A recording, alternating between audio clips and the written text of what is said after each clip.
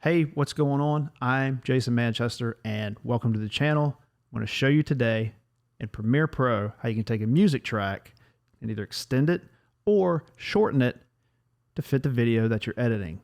Now, one of the toughest things in video editing is finding the music track to fit that video. It's never the right length.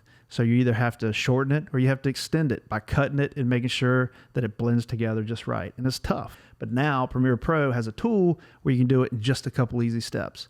Let's jump into Premiere. I'm going to show you how to do it, and I'm going to save you a ton of time. All right, here you go. Here's your video clips. Here's your song. That's the music track that you decided to choose for these video clips.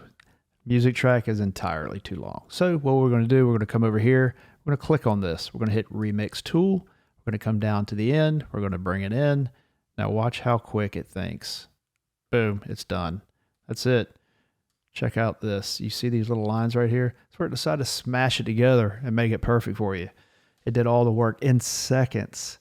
The only time it has messed up for me, and it was just a small, tiny little mess up, is when it had vocals in it. All you gotta do is come over here to customize. You just click that, it drops down, mess around with these segments, variations to where it fits to whatever you need. It's practically perfect. So there you go. Try this out. Next time you do a video and you need to put music to it, give it a shot. So that's it. Super simple, quick, to the point. Premiere Pro knocked it out the park with this one. It's like 100% success rate. I mean, what more do you want? Take a track, lengthen it, shorten it in seconds, and it fits your video perfect. Almost 100% success rate. So anyway, I hope you got something out of this video. Please like and subscribe.